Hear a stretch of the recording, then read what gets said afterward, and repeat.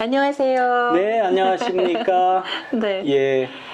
날씨가 굉장히 더웠어요. 아, 예, 네. 갑자기 좀, 이게 좀, 오늘은 좀 괜찮은데. 좀 습한 것 같고 찌는 것 같으네요. 네. 예. 아, 산불만 좀 빨리 글쎄 말이에요. 마감이 됐으면 산불도 좋겠습니다. 아직도 계속 타는 것 같고. 저는 세코이아에 산불이 좀 너무 거세가지고. 글쎄 제너럴 셜먼 나무. 네, 그 제일 큰 나무에는 네네. 그 걱정돼요. 그 나무는 그래도 괜찮은데 그 주위에 있는 수백 그루의 나무들이 지금 위험하다고 아유, 글쎄 그래가지고 말입니다. 저희는 해마다 꼭 거기를 갔었거든요. 아, 그러시군요. 왠지 거기 가면 네. 에너지를 많이 얻는 것 같고 뭔가 자연과 하나 되는 듯한 느낌이 그렇죠. 좀 많이 가면 났었어요. 그야말로 산림욕을 네. 한다는 그런 느낌이 오죠. 그렇죠. 누구나 네. 가면은 네. 이게 이 세포가 막 이렇게 살아나는 그런 느낌을 갖습니다. 여름엔 아닙니다. 여름엔 아니고 더워요, 여름에. 네, 여름에 네. 가면 나무들이 너무 요즘에는 아마 힘들어하는 제일 모습 좋은 계절이 겨울이 아닐까. 좋아요. 겨울이 예, 좋아요. 예. 아, 그러시구나. 그런데 거기 산불이 났다 그래서 너무 마음이 아파서요. 예. 아, 산불이 빨리 꺼졌으면 좋겠습니다. 맞습니다. 우리가 지금 그 하나님의 창조 이야기를 지금 하고 있는데 네. 이 창조 이야기도 우리는 지금까지 이 서구의 신학의 영향을 너무 많이 받았기 때문에 예. 하나님, 창조 하나님과 우리 인간과의 그 관계만 생각을 했어요. 예. 그래서 뭐 우리가 하나님으로부터 구원을 받느냐, 못 받느냐, 죄 용서를 받느냐, 뭐 어떻게 해야 죄 용서가 되느냐, 어떻게 해야 죄를 짓느냐, 마느냐, 뭐 이런 것만 생각을 했는데 창조는 그것이 아니에요. 우리가 지난 시간에도 우리가 살펴봤지만 창세기 1장에 나오는 그 사제들의 글, 제관계 P라고 그랬죠. 프리스트들의 글, 예. 그 글에 의하면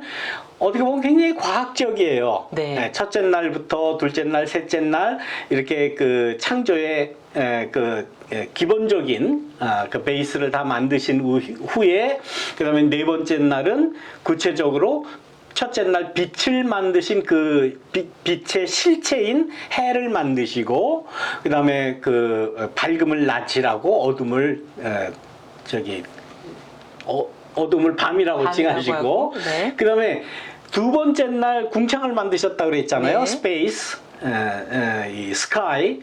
예, 그 안에 있는 것들, 행성들을 이제 다섯 번째 날 만드시잖아요. 네. 예, 그리고는 그 궁창 위의 물과 궁창 아래 물을 이렇게 나누셨다 뭐 이런 말씀을 하고 이제 그 세 번째 날 땅과 바다를 만드신 그 땅과 바다라고 하는 그 베이스를 놓고 하나님께서는 거기에 사는 동물들을 만드시잖아요.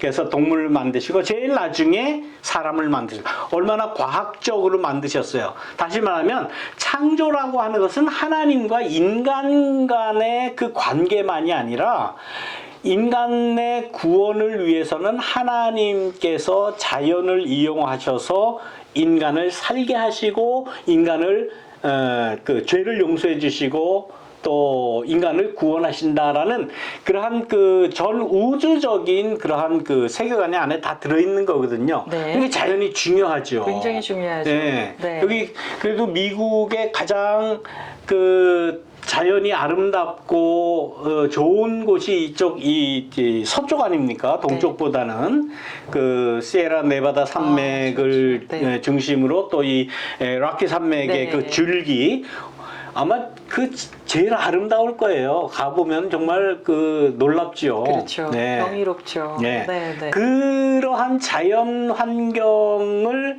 하나님께서 만드시고 그 다음에 인간을 만드셨다. 이게 창조 신앙 중에 하나예요. 네. 그러니까 우리가 자연을 순응하면서 우리가 살아가는 것이 창조 신앙을 계속 영속시키는 것이다. 그런데 성경에 정복하라라고 돼 있었잖아요. 인간이 자연을 정복하라고. 예, 맞습니다. 그 단어 때문에 마구 정복을 하다 못해 자연을 해치고 파괴하고 그러죠. 있어요. 그러니까 서구 신학의 맹점 중에 하나가 그거예요. 하나님께서 이게 모든 그 세상 만물을 만드시고 너희가 정복해라라는 네. 그런 말씀이 있으니까 정복하란다. 네. 정복하라는 건 그냥 가서 그냥 지 마음대로 그냥 막 다 해집어 놓으라는 말이 아니거든요. 그런 말이 아닌데. 같이 더불어 살라는 네, 말이죠. 네. 네? 그러니까 자연의 그야말로 순응하면서 사는 것. 이게 얼마나 중요한가. 이게 자연에 순응하려면은 뭐 개발하면 안 돼요. 네. 뭐 달이 논다, 뭐 한다. 특히 요즘에 이슈가 된 게 뭐 동계올림픽 아닙니까? 예. 동계올림픽 한다고 수백 년 몇천 년 내려왔던 그 나무 다 잘라가지고 뭐 스키장 만든다 그러고 네. 아니 동계올림픽 보름 하는 거 그 스키 한번 타느라고 그 수백 년, 천년 이상 내려온 그 자연을 그렇게 다 깎아놓고 그러니까요. 거기 왔다 갔다 하던 동물들 다 길 막아놓고 이거는 자연에 순응하면서 사는 것이 아니에요. 그러니까 저는 주장하는 게 동계올림픽은 이미 돼 있는 데서 계속 해라. 그럼요. 딴 데서 하지 말고. 이 나라 저 나라 가지 말고. 어차피 아프리카나 이런 데서는 동계올림픽 못 해요. 하잖아요. 네. 동계올림픽 할 수 있는 나라가 몇몇 나라밖에는 안 됩니다. 그런 그러니까 나라들이 이제 순회하면서 하면 되는데. 일단 만들어 놓은 거에 어떻게 하겠어요. 그러니까 네. 거기서 하지 네. 뭐 다른 나라에서 한다고 그냥 그거 또 자연 훼손하고 하지 말고. 올림픽위원회에 연락을 좀 해야 되겠어요. 근데 이 올림픽위원회라고 이게 또 올림픽 얘기 갑자기가 나오는데 돈 올림픽 이 위원회가 돈 때문에 돈이에요, 이게 정말. 다 돈이에요. 네, 이번에 도쿄올림픽도 IOC 결국은 돈 때문에 억지로 열었잖아요. 코로나 팬데믹 때문에 지금 무관중으로 했지 않습니까? 예. 그런데 IOC는 하나도 손해 안 손해 안 봤다는 거 아닙니까? 맞아요. 네. 그 방송 주체인 MBC도 손해 안 보고 네. 오히려 광고비는 다 받고 네. IOC는 자기가 받을 돈 다 받고 결국 손해 보는 건 일본이었어요. 일본 네. 국민들만 손해를 예, 일본 입었죠. 국민들만 손해 보게 되었어요. 네. 그러니까 뭐 이런 뭐 올림픽 한다. 물론 뭐 경기하는 거 좋지요. 겨우 그거 해봐야 한 2주 하는 겁니다.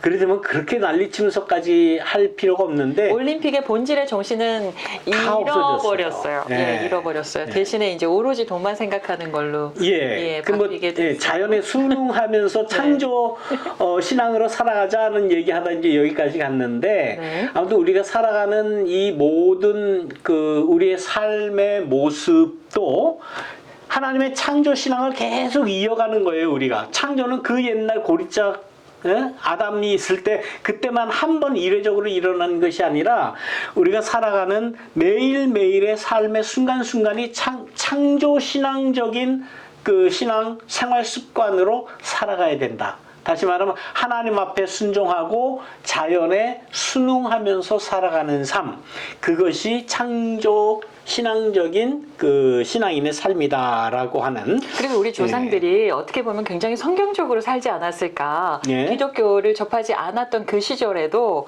집을 하나 지어도 나무가 나 있으면은 나무가 나 있는 거를 피해서 길을 내고 공터에다 건물을 지었고, 맞습니다. 네, 물도 물이 있는 곳을 피해서 길을 내고 이렇게 해서 굉장히 자연과 함께 아우르는 그런 모습으로 지냈기 때문에 그 부분은 굉장히 그거 굉장히 중요한 문제인 것 같아요. 그래서 우리 조상들은 집을 지을 때도 될 수 있으면 남향으로 짓지 않았습니까? 네. 남향집을 지어야 동쪽에서 해가 떠가지고 이렇게 서쪽으로 지면서 그 집을 따뜻하게 이렇게 그 햇빛을 비추고 또 여름엔 시원하게 지낼 수 있는 가장 좋은 그런 집이 남향집이라고 그러잖아요. 근데 미국에는 이 남향집이 별로 없어요. 그런 개념도 없고 네. 유럽도 물론 마찬가지인데 정원을 보면은 다 깎아서 만들잖아요. 다듬고 자르고 붙이고 막 맞습니다. 굉장히 인공적으로 만드는데 우리 한국의 궁에 있는 정원들을 보면 굉장히 자연스러워서 그 부분은 굉장히 높이 평가해야 되겠다는 생각이 들고요. 그러니까 우리가 살아가는 그 삶의 모습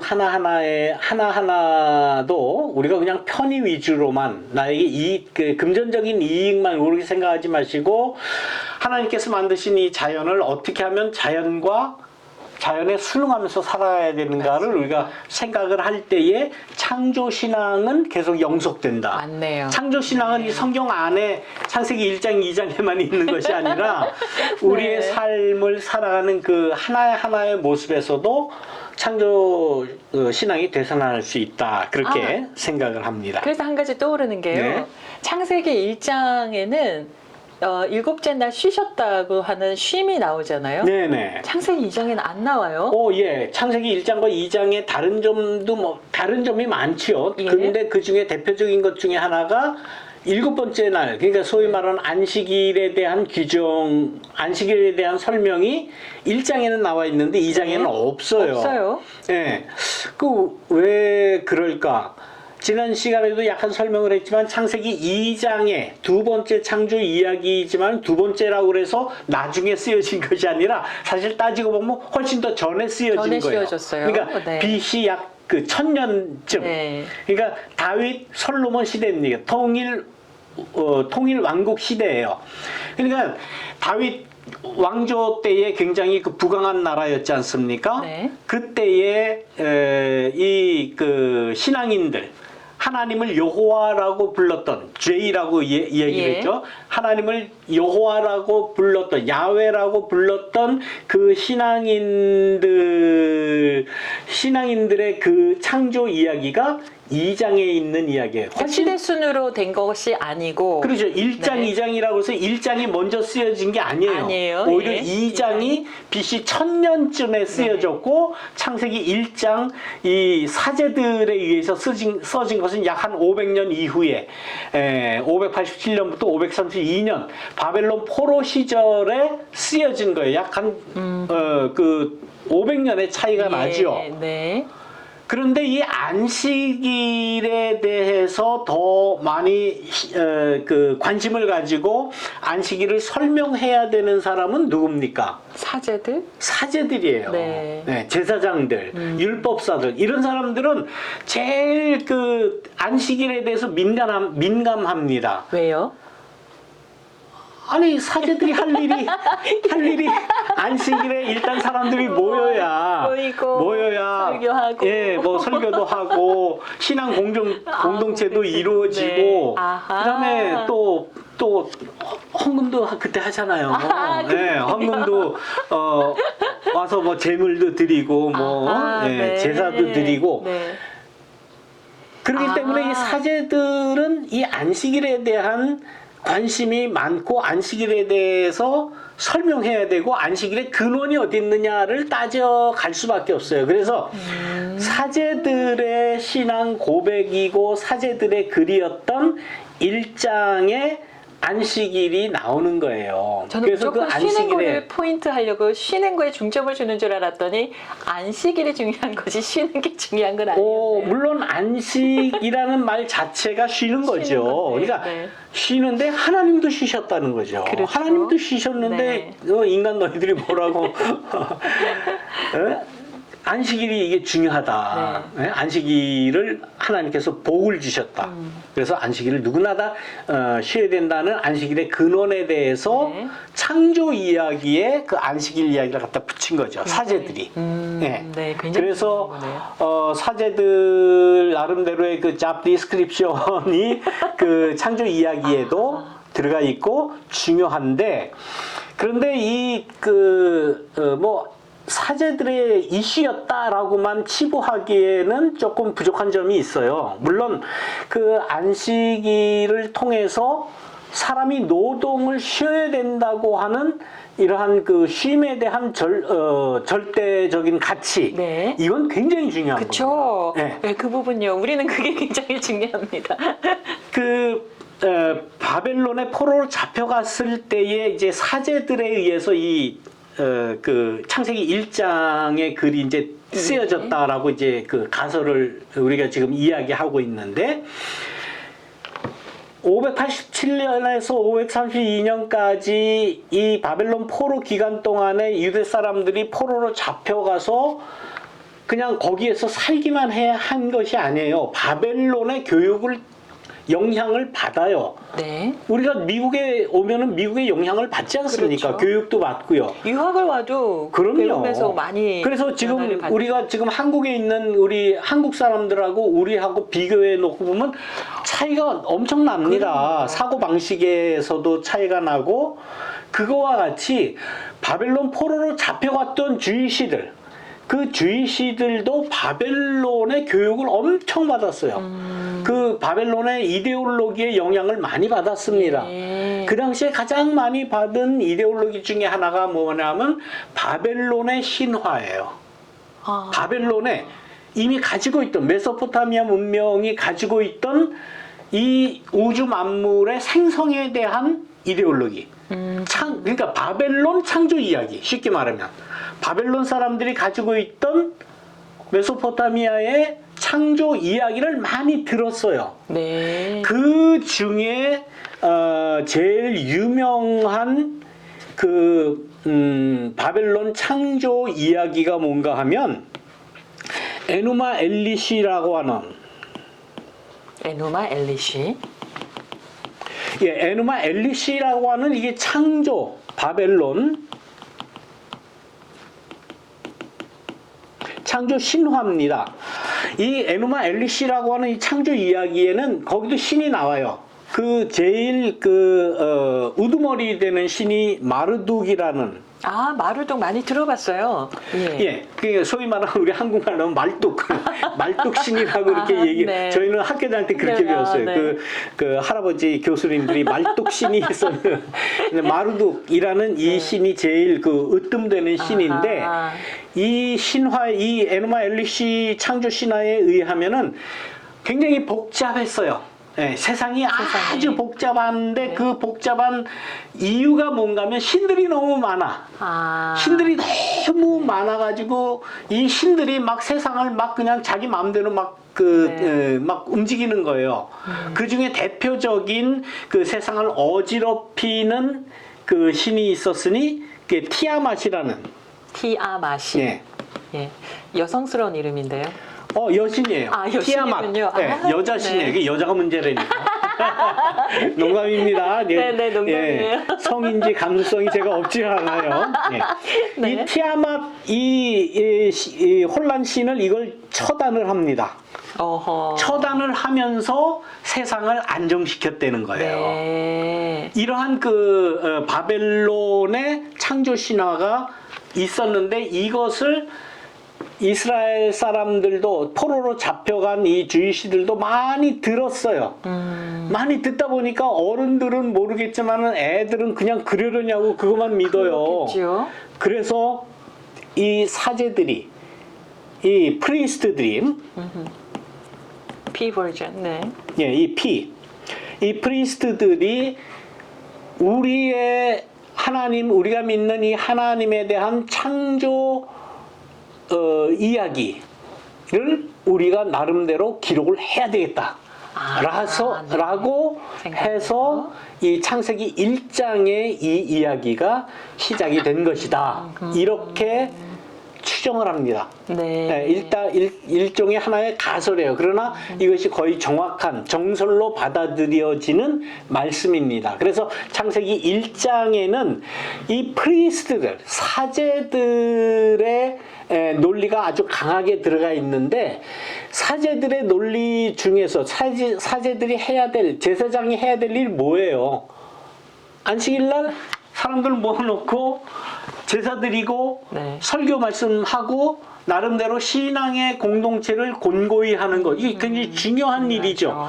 그 중에서도 함께 모이려면은 일주일에 한 번은 쉬어야 된다. 왜 쉬느냐? 하나님이 쉬셨으니까 우리도 쉬어야 된다. 이건 하나님의 명령이고 하나님이 복되게 하신 날이다. 라는 겁니다.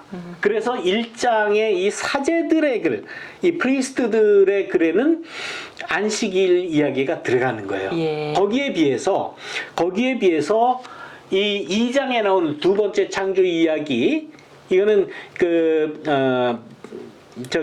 야훼스트들, 하나님을 여호와라고 불렀던 야훼 신앙인들의 글에는 아직 하나님에 대한 신앙 그 자체만을 이야기했기 때문에 아직 안식일에 대한 어떤 중요함이나 혹은 강조나 이런 건 그들의 이슈에는 없었어요. 왜냐하면 그들은 오로지 야훼니까, only 야훼거든요. 오직 여호와만이 신이다.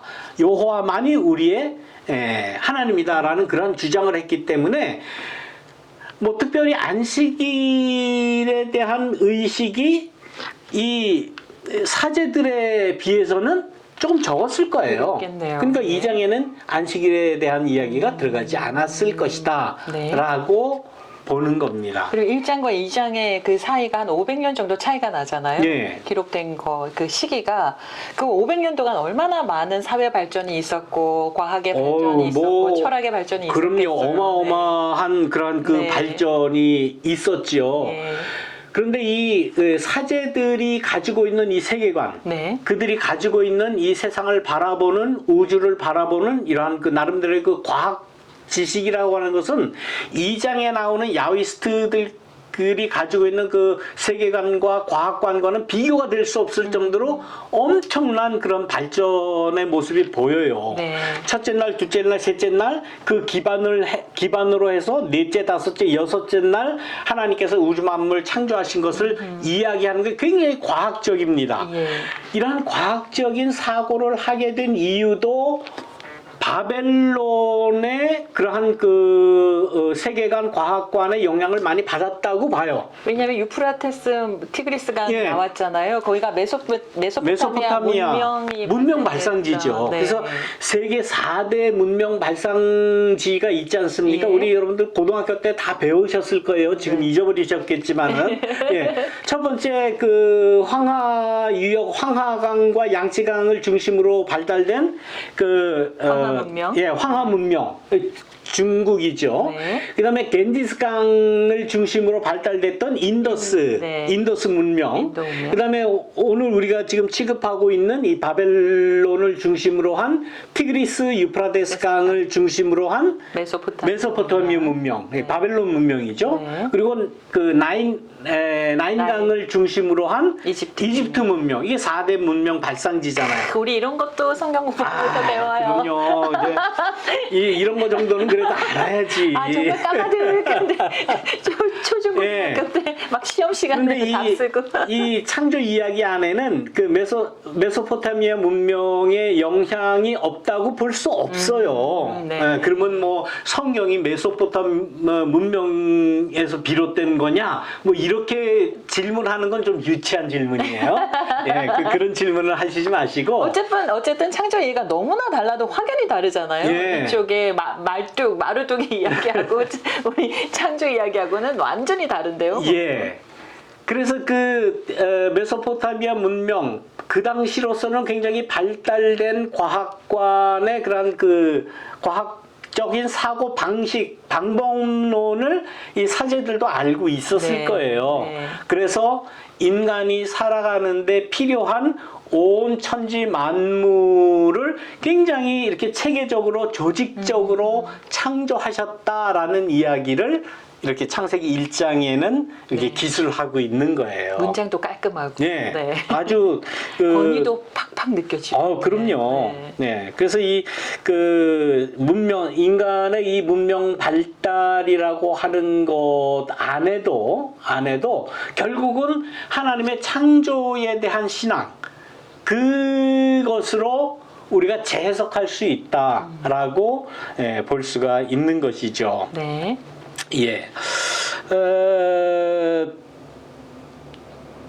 그리고 그 지난번에도 말씀드렸지만 이 두 번째 창조 이야기는 물이 꽉 찬 상태가 아니라 아주 메마른, 예? 메마른 그런 그 황야가 이런 그 기본적인 그 창조의 모습이었다라고 하는 거예요.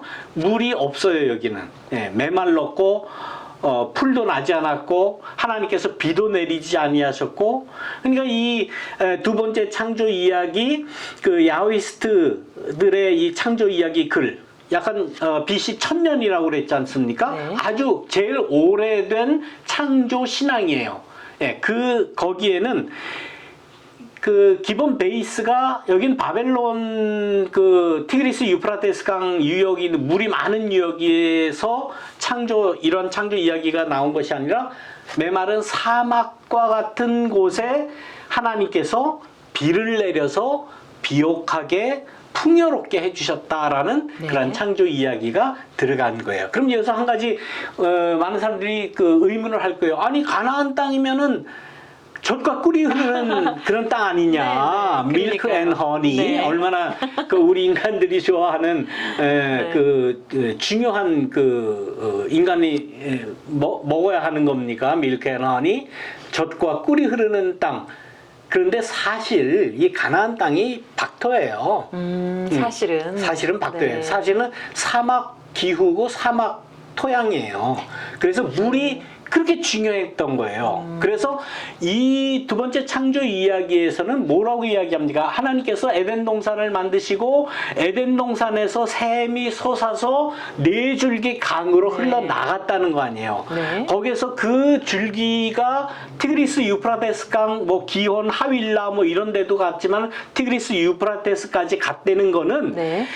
티그리스 유프라테스 강 유역을 중심으로 바벨론 메소포타미아 문명이 발달됐다고 하지만은 그 근원은 에덴 동산이었다라는 에덴 동산에 하나님께서 창조하신 이 창조 신앙이 인간의 삶을 풍요롭게 하는 근원이다. 티그리스 유프라테스 강이 아니라 에덴 동산이다. 그것은 곧 하나님께서 창조하신 것으로부터 모든 삶이 풍요롭게 펼쳐질 수 있는 그러한 인간이 사는 환경이 만들어졌다라고 하는 창조 신앙이에요. 야, 저희가 성경을 읽을 때는요, 뭐 하나님이 말씀하셨다, 뭐 땅이 생겼다, 하늘이 생겼다, 그냥 그래 그런가 보다 하고 읽고 넘어갔는데 이렇게 하나하나 해설을 해주시니까 정말 잘 엮었다 싶어요. 이러한 얘기 말고도 또 더 많은 이야기가 있을 수 있어요. 네. 그러나 그냥 뭐 중요하다라고 제가 생각하는 그런 게 말씀드린 거니까 또 다른 측면에서 또 이 창조 이야기를 볼 수 있죠. 그래서 성경은 어느 하나의 주장이 절대적이고 어느 하나의 주장만 이게 뭐 진리다 이렇게 이야기하는 사람 혹은 그런 목사 혹은 신학자가 있다면 그건 사유입니다. 조심해야 되겠네요. 네. 창조 이야기도 두 가지예요. 창조 이야기도 성경에도 맞아요. 두 가지고 네. 다양성을 보장하는 글이 이 성경 말씀이고 하나님의 이 말씀이라는 거 우리 늘 기억을 해야 돼요. 어느 하나만 주장하지 마세요. 네. 이런 측면에서도 볼 수 있고 이런 point of view 그 관점에서도 볼 수 있고 여러 관점에서 볼 수가 있는 거예요. 그것이 다 종합이 되어서 하나의 우리의 삶의 그 삶을 풍요롭게 하는, 이게 조화롭게 하고 더욱 이게 밸류업을 하게 만드는 그럼요. 쪽으로 우리가 성경을 접근해야지. 그렇죠. 이거 하나만 이거 믿어야지, 이거 안 믿으면 다 2단이고 3단이고 뭐 이렇게 이야기하는 사람은 사기꾼이다. 네. 그건 분명히 아시기 바랍니다. 맞습니다. 네. 그래서 그 창조 이야기는 오늘 이 시간에도 우리에게 접목을 시켜야 된다고 말씀하셨잖아요. 그 말씀이 이 말씀이구나. 많이 이해가 됩니다. 그렇죠. 우리의 삶을 어떻게 다양하게 어떻게 풍요하게 말씀을 재해석할 수 있을까가 우리의 문제예요. 네. 또 그런 재해석을 해줄 책임이 있는 사람이 목사고 또 그런 거 같이 이렇게 우리가 성경 공부 이런 그 유튜브 콘텐츠를 통해서 우리가 서로 공유할 수 있는 거, 이게 앞으로 우리가 해야 할 문제라고 생각을 해요. 질문할 것이 굉장히 많이 있어요. 아담과 이브 이야기, 또 선악과 이야기도 해야 되고 앞으로 그렇죠. 왜 갈비뼈냐 하필이면 무릎뼈도 있고 도가니도 있는데 갈비가 제일 맛있거든요.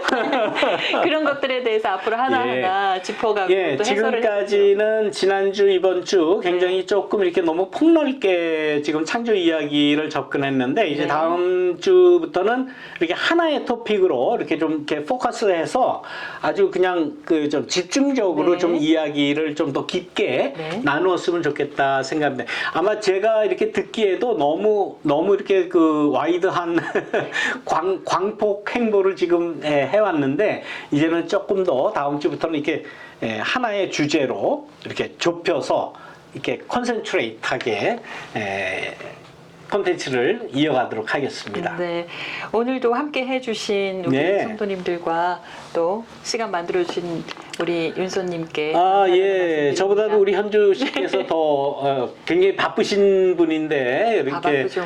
예, 그 아침에 오셔가지고 이렇게 도와주셨습니다. 너무나 감사합니다. 예, 다음에 또 기대 많이 하겠습니다. 예, 다음 주에 여러분들 함께 또 뵙겠습니다. 다음 주 만날 때까지 여러분들 평안히 계시기를 바랍니다. 여러분들 안녕. 고맙습니다. 감사합니다.